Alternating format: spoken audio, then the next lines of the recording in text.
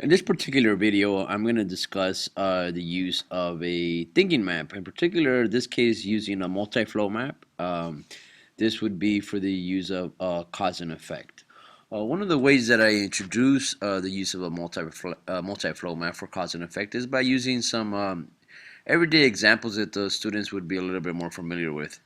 For example, in this case, bad breath. So some things on the left side that you can see are garlic, morning breath, onions, not brushing your teeth, or using no scope will lead to bad breath. Causing the effect of that would be the loss of friends, no one talking to you, loneliness, visits to the dentist. So those are examples of some effects.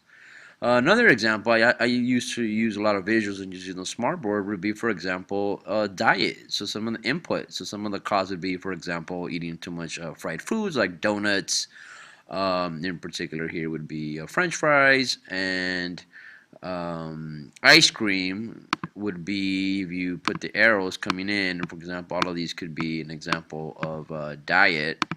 So I can go ahead here and just type in the diet will lead to, for example, some effects of that would be heart disease, weight gain, and diabetes.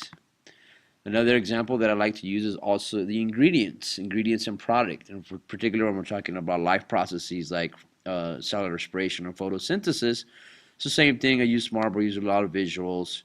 So this would be, for example, flour, eggs, and water. And obviously, there's more ingredients than baking a cake. This would be going into an oven, for example, and the final product of those ingredients would be your hopefully delicious cake. Another example here is a student example for use cell respiration is sugar, oxygen going into the mitochondria, and the product would be carbon dioxide, water, and energy.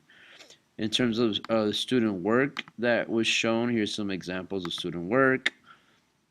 For the multi-flow for cellular respiration, you have your glucose, oxygen. Students also decided to add exactly what system is responsible for entering digestive system, respiratory system, into the mitochondria, carbon dioxide being released by the receptors, ATP, and water. And another example of the same multi-flow map was here. You have your sugar, your oxygen into the mitochondria, CO2, ATP, and water. So once again, introducing the use of multi-flow map by using everyday experiences, especially using the recipe of ingredients and products, definitely facilitates and accesses student prior knowledge, making students more comfortable when having to apply this learning tool in the use of science processes such as cellular respiration and photosynthesis.